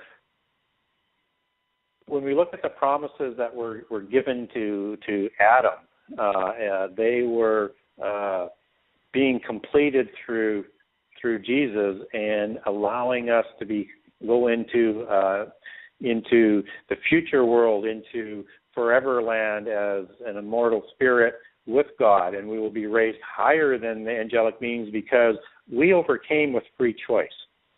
And everything goes back to free choice. So we're the ones, if we choose well and we are true in our faith and loyal, we're the ones who are going to inherit salvation. And the angels will be ministering spirits serving us.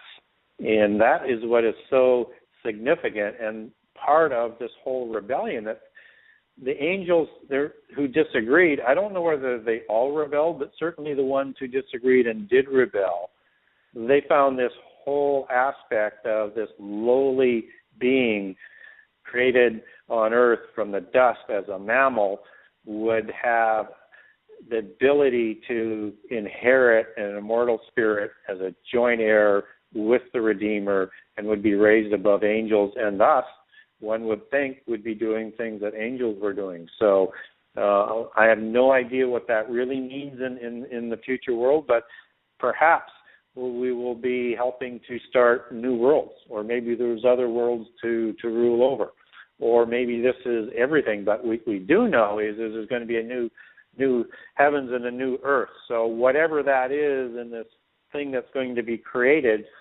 we're going to be in leadership roles by the looks of it. And that is so encouraging. I mean, talk about having hope for what we see going on in the world today, and all this evil and all this chaos. It's very obvious that we have demons and the devil running across, and Satan, Lucifer. They're certainly manipulating mankind. I just want to read a passage from Lucifer's Revenge, which is chapter 13 in the Genesis 6 Conspiracy. Rebellious angels did not foresee God creating the resurrection of humankind into eternity in the spirit realm of heaven through the word Jesus God. However, God knew Adam would eventually choose independence and death, and thus did not abandon Adam and Eve. Rather, God then enacted the Jesus word plan, reconciling God, the Word, and the Holy Spirit with creation. Through the sacrifice of the word Jesus, creator of the physical universe, when God spoke word, all things were created. Genesis 1, chapter 1:31, the resurrection essentially checked the angelic insurrection and provided safe haven for humankind if we chose it. And I think, to me, again, I'm just getting chills as I'm putting these things together, and it's reaffirming my faith, because I certainly accept Jesus Christ died, he lived, he died, and he was resurrected in order to do something for mankind. Can you talk a little bit more about that whole passage from Lucifer's Revenge? Yeah, it's kind of an all-encompassing it's a paragraph overview. that I just found amazing. Yeah, so, I mean, to me, there's been a plan right from the beginning. And, the word of God, and that is the name on Jesus' belt as it's recorded in the book of Revelation. So when God spoke, that's the word. And that's how all things were created, through the word Jesus at the command of God. And so to have the word become the Son of Man, and raised higher through his overcoming the world and dying as atonement for us, and reconciling all of the sins of the world as its creator, as the word sent from God. I mean, how powerful is that? And so through the sacrifice, we will be raised up as his brother, as a joint inheritor. It is just, to me, and just understanding that the word is just so enlightening for me. Again, it just pulls so much aspects of the Bible together, so that everything that's written in the Bible is known as the Word of God. I mean, we're talking about Jesus when we talk about the whole Bible. And so Jesus, as the first creation of God, as his word, as an extension of God, as the branch of God, came to this world and went back to God. And there's no way that I believe that the angels could have perceived that, and did perceive that that was going to be, and to actually physically die and be resurrected so that we could be resurrected. They did not see that. I think they just felt that God was going to let everybody, through free choice, let everything play out. And if the fallen angels got involved, they could create enough havoc that all of mankind would fall, and fall rather easily. Mm-hmm. But God is testing us with our free choice. And the ones who are firm in their faith and their belief, they will be the ones that are risen in the resurrection and into immortality. Again, lots of hope in a world of despair, but that's a great thing. I was talking to a friend of mine, and we were discussing polytheism and the fact that these other world religions, and that certainly they're not going anywhere. But I was making the point that, and I think you make it in the point too, that that's God. That's God's business to sort out. Basically, the people who are elect within the Christian religion, whether they're faithful in Islam, whether they're faithful in Judah, whether they're faithful in the Jewish religion, that's all going to be sorted out by God. But again, this book, and I have to emphasize the fact that I've looked at so many world religions, I've looked at all this stuff, and the things that always pulled me together were these similarities, which always led me back to the truth of Yeshua, led me back to the truth of the Bible. And the fact that we have all of these accounts that coincide with the Bible, I think anybody who's sitting on the fence, that may help you to come to the realization that the Bible is true. And I'm personally, I just love your book, Gary. I can't say enough about it. Absolutely. It's incredible. Well, thank you. Again, that was, one of the goals is there's so many books out there in this genre, but I wanted to pull everything together into one complete narrative, as sort of outlandish as that idea might seem with some of the chapters and where it's going. But every chapter, and I think as you're finding that, is not only a mini story, but everything that happens in one chapter will keep coming up as the book unfolds, as I provide more information on more things. Everything is related. Everything is connected. I concur. I can personally account for that, because that's what happens in the book. And you can sit down and read a couple of chapters and then step away from it, because it is a long book. And I've actually read most of the chapters twice and a couple of them 3 times. So just as I keep going through the book. And it's actually, like I said, having the Bible right next to me, it's just an exploration. And I feel like it's something that God put in my path. So I know a lot of the people who are listening tonight wanted to hear a little bit about, and we're going to move pretty far forward in the book, which is section 5, and it talks about the guardians of the Antichrist. And I know a lot of people are interested in that, because the secret societies are protecting this whole thing. They're the ones that are running the show for Lucifer. They're the ones that are running the show for the fallen angels. They're the ones that they're following this religion. And again, you made a great point, as I did with my friend the other day too. I was talking about all these world religions, and I actually narrowed it down to there are about 2 religions. One is Lucifer, and one is God and Christ. And with all the other ones, it's all the aspect of we're all trying to get to the same place, even through all the deception. So these secret societies. Let's start off with Rex Deuce. Can you explain Rex Deuce and who these people are, and these bloodlines who obviously believe that they are descendants of the Nephilim? Okay, so the Rex Deuce connection, that translates as the kings of God. And that's a self-applied name given to themselves. And so this Rex Deuce connection is the modern sort of version of the 6,000-year conspiracy. And so this comes through the Essenes of the time of Jesus and the infamous Quran, Dead Sea Scrolls. These are the same people. And if people aren't quite familiar with how the Essenes sort of fit into the religious sects of Judaism at the time of Jesus, there was 3. There was the Sadducees, there's the Pharisees, and there are the Essenes. Now, the Essenes were a polytheistic derivative and apocalyptic, and a cult that worshiped fallen angels, and they wouldn't give up the names of those fallen angels even upon death. But they were part of the Elder Council, and they had representatives of it, and they actually had control of the temple before the fall at the Roman hands in 70 A.D.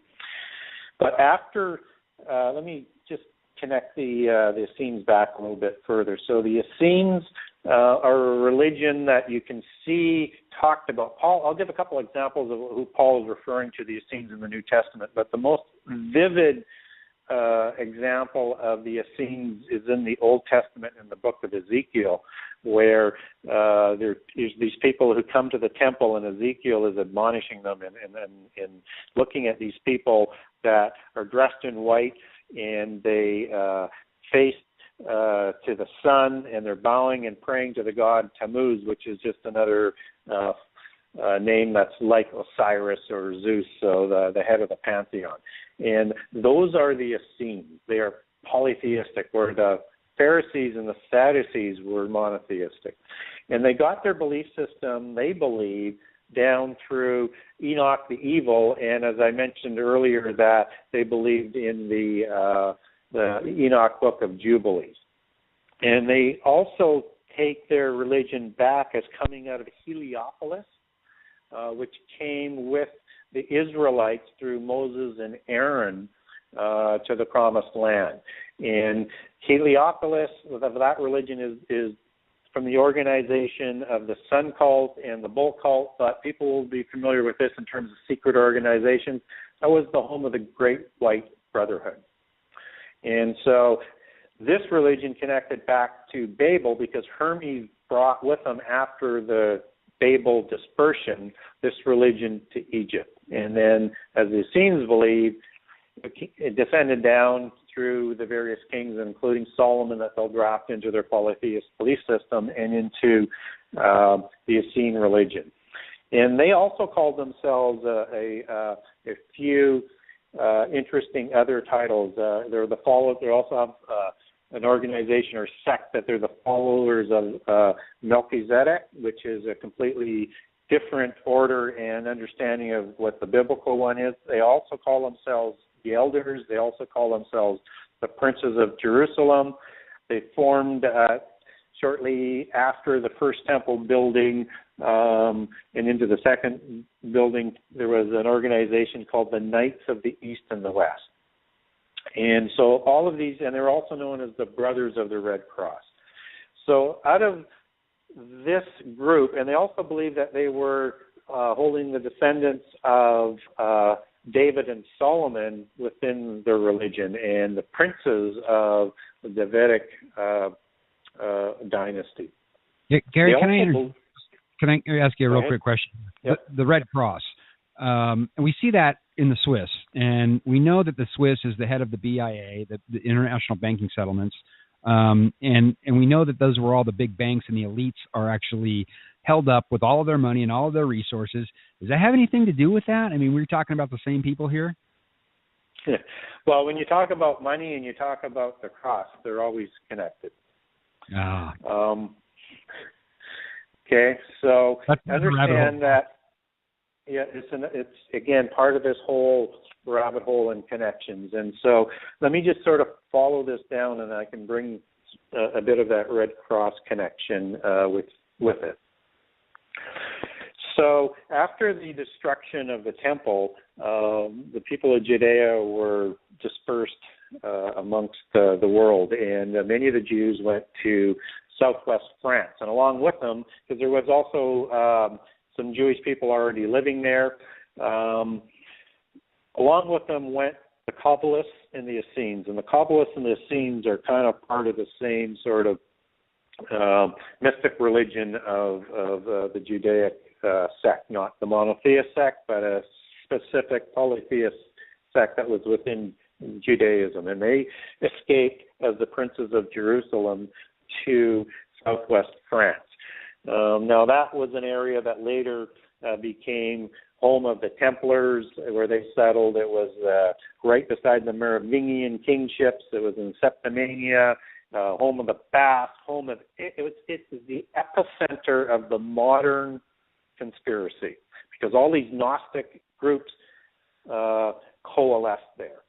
Now, the Essenes, as they continued to prosper and become the nobles of Europe, they decided that they wanted to go back to Jerusalem and get some of the treasures and the antediluvian knowledge and the genealogies that the Essenes had, and the knowledge of Enoch and the knowledge of Solomon and a whole bunch of other different treasures. And we know those as the Templar treasures. And so in about 1090, Godfrey de Bouillon met with a sect that was a Pythagorean philosophy that was molded within the Roman Church, and they're known as the Calabrian monks. And they decided that they were going to go to Jerusalem and excavate for this stuff. And so between the two of them, they resurrected the Brothers of the Red Cross. And Godfrey's organization that he was belonging to at that time was the Priory of Sion. Now, when the Templars were formed, which is the organization that was formed out of this recreation of the Order of the Red Cross, they just wore white garbs, as did the Essenes and so many of the other religions of that whole sect. A white garb was one of those sort of, like a Ku Klux Klan thing. And again, the Ku Klux Klan, as you read in the book, is all connected with this, particularly when you look at their imagery. So, anyways, they formed this new order, the Templar Knights, and this was a joining of a number of different groups. And this was the Gnostic order, religion of the Calabrian monks. It was the Essenes, it was the Knights and the Gnostic Nazarenes, the Prior of Sion, also the Sages of Light out of Egypt, and they formed this polytheist order that was going to work and be protected within the Roman Church. And then in 1146, and with the advent of a very famous person in Catholic history called Saint Bernard of the Benedictine and Cistercian nuns, which were all Cistercian order, which were also Gnostics and were moles within the Roman Church. And Saint Bernard was also one of the main sponsors and this is the same Red Cross that after the Templars were split or destroyed in 1307, that the Rosicrucians, who were starting to form within 50 years after that, they take the Red Cross as part of their some symbology. So after the Templars fold up, they need to rebuild this.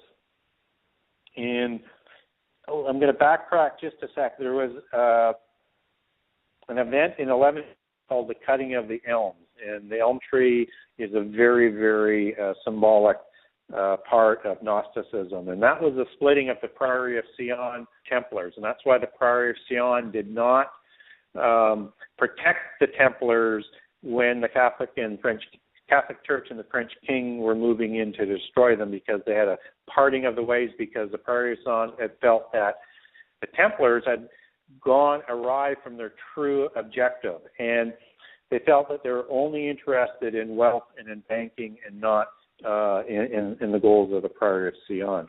So after that, after the Templars are destroyed, they start to form other organizations. And these are all sponsored by these same people, the princes of Jerusalem, Rex Dew, as they like to be called. And so they form the Rosicrucians first. And then a little bit later, depending on which historian you're talking about, the Illuminati is formed somewhere between the 1500s and the 1700s. And then it goes to the center of Freemasonry in about 1760s and 1770s and become the core of Freemasonry. Freemasonry is formed from the escaping Templar Knights under the protection of Robert the Bruce, who we'll talk about in the book, and the Sinclairs, who, incidentally, one of the Sinclairs was one of the founding members of the Knights Templar. So the Knights Templar were not these poor monks. They were all nobles of this area in southwest France, and they were all Rex Dew. They were all the princes of Jerusalem. They were Essenes. And so Sinclairs, they're also, and you get into the chapter of the Priory of Sion, you'll see how many Sinclairs were the Grand Masters of the Priory of Sion. They were the ones who started Freemasonry in Scotland under the protection of Robert the Bruce, and also came through Robert the Bruce's salvation against the war with England when the Knights, the Templars, rushed the field at the end of the day to save the day for the Scots. Mm-hmm. So we have the Freemasons being formed after, shortly after the demise of the Templars, and then the Rosicrucians, and then the Illuminati, and then in the 1660s they formed the Invisible College from Rosicrucians and Freemasonries to study the works of the great architect of the universe, which is Lucifer. And, of course, the Invisible College is known today as the Royal Society that all science pays homage to, even to this day. And then another organization, two more, because it's always going to link back to banking for you. But the first one is the Jesuits were formed back into Catholicism to replace the Cistercian and the Benedictine Templar organizations to work as their army within the Catholic Church. And, of course, the Jesuits came out of the Basque area and are connected to the visions of Mary at that time, of St. Ignatius and Joan of Arc, and all the Mary apparitions are also all part of this, and I'll talk about that in the book as well. And then the Rothschilds replaced the banking arm of the Templars. So the Templars were the banking arm of the Western world. They were the most powerful military and banking arm. They sponsored wars. They loaned money to governments and kings. They basically controlled the kings and the dynasties through the loaning of the money. They created credit facilities. They were the start of modern banking. So they needed to be replaced. So in about the 1700s, they really these organizations needed to replace and fund what the Templars were doing, or fund as what the Templars did, these other organizations and all the other mayhem and controlling a government. So they brought along a family in Germany called the Bauers. And the Bauers, when they opened up their bank in London, decided that they should change their name to more an acceptable name, and that name became the Rothschilds. And that's the Red Shield, which is, again, the Red Cross. And so if you want to follow what's going on in the world, understand the allegories, the imagery, the symbologies, and it'll help you connect these dots. So do I think that the Swiss banking system is run and controlled by the Rothschilds? Absolutely. I got a question for you, because a lot of my research has led down to the Rothschilds as well, and the fact that historically, when they changed their name, they also adopted the pentagram, the hexagram, as their symbol and whatnot, and that just is eerie to me. But when we talk about Revelations and we talk about the passage in there that talks about the synagogue of Satan, or the Jews who are not Jews, are we talking about the Rothschilds? Is that kind of what Revelations is alluding to when we talk about the synagogue of Satan? I believe so. I know there's a lot of followers out there that they're the Khazarians, as I believe it's called. I don't believe that's the case. I think it's talking about the polytheist religion within the Jewish culture that certain sects have, and that's the synagogue of Satan. Now, people will also know Rex too as the elders of Zion, and they wrote the Protocols of Zion. And I'll cover that off in the book as well. Folks, the book is The Genesis 6 Conspiracy, written by author Gary Wayne. He's been my guest, and again, if you missed part 1 and you'd like to go back and listen to it, you can go to awakeninglibertyshow.com, and it's right on the home page. You can actually listen to part 1. Part 2 will be posted shortly after this show is over with. We can go into this book. It is so full of information. There's a plethora of information in there, and it just puts everything into some very unique perspectives. And obviously for me, again, like I say, it just reinforces biblical prophecy. It reinforces the biblical account that this is what we're facing in this world today. And Gary, we could go on for hours and hours and hours talking about your book and everything. Would love to do another show with you. In fact, we got you scheduled on Truth Frequency Radio February 7th. So we can either make that a part 3 or we can make that a part 1, because it's a completely different audience, and maybe do a part 2 over there. Or we can just continue and do a part 3 over there, and we can bounce back and forth. It's all good with me. What do you think? Or both. Or both. Either way you want to do it, that's fine with me. Whatever you think might work best for your audience. Yeah, the importance of what's in this book to me is it goes beyond saying. It's something that people need to read, and some people need to actually get down and look at history, because unfortunately, too many people aren't looking at history, so the deception and manipulation is huge. Yeah, and can I know we're starting to run a little bit late on time. Can I connect this back to the Guardians of the Antichrist and how that sort of connects? And we're not going to be able to get a lot of detail in on this tonight, but I can do some quick thought connection in here in about 2 minutes. You bet. Go ahead. Shoot. Okay, so I said this Rex 2 organization is the modern wedge. And I also talked about that they became the royalty of France. They also became connected to the royalty of England in 2 specific kingships that they worked in partnership and were part of, and were part of the same bloodlines that they married into. So this is the Celtic kingship of King Arthur and the Pendragons and Camelot and all of that imagery. So now you know why that is so prominent. And also the Merovingians. So Godfrey de Bouillon was a descendant of the last Merovingian king. And so the Merovingians believed that they were the most ennobled bloodline, as what were the Celtic kingships.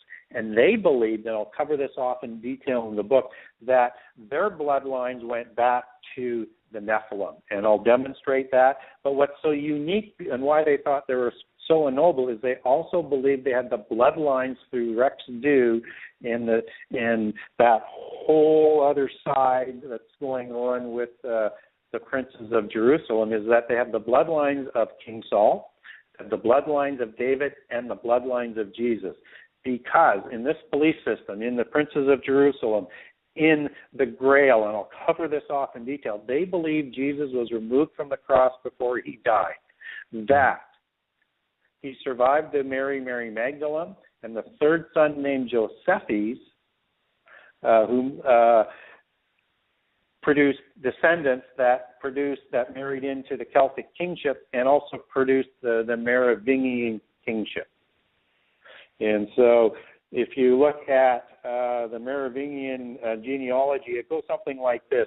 So Clovis is fairly far down, but Josephus, then Josu, then Aminabad, then Capalois, then Manuel, then Titurel, then Bozal, and Frotman. These are all after Josephus' Merovingian kings.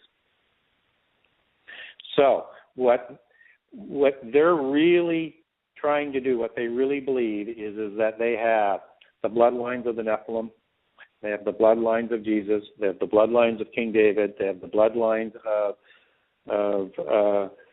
King Saul, and these bloodlines are coming together to produce an Antichrist. And they always have an Antichrist in waiting, and they're protected by three people. And they will present this Antichrist at any time. They are trying to always produce the Antichrist. They are being checked all of the time. They don't want to accept the time of the end time, but they will if they have to. Right.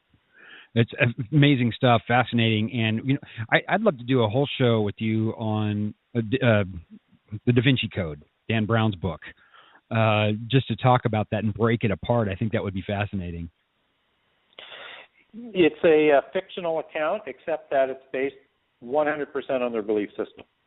Exactly. That's what I came to believe. I was fascinated by the book and even the movie. But yeah, sometime we'll have to do some stuff on that. Again, Gary, it was great having you on the show. I want to thank you for being here, and I look forward to our show on February 7th, and we'll be in touch to get you booked for a part 3 or whatever we're going to do here, because to me, this is just fascinating stuff, and I can't put it down. Well, I'm glad, because it's a very intense book, and it's a very long book. And by the way, it doesn't stop right through to the last chapter. That information will just keep coming at you. Awesome. Gary, thanks again for being on the show. I greatly appreciate it. We'll talk to you soon. Everybody, the Awakening Liberty Show will be back next Saturday at 6 p.m. Pacific time with Dr. Joy. She is an author, and she's deeply involved in biblical prophecy. We're going to be talking to her about her book, Beguiled. And also tomorrow on the Awakening Liberty Show on Truth Frequency Radio, you can check out my interview with Dr. Rima Leibau. Very good stuff, man. It's all about vaccines and information and staying healthy. So getting away from this medical industry fraud who it's all for profit and keeping everybody sick. I want to thank everybody for joining us tonight. Again, may God bless you and keep you until next week. Peace out.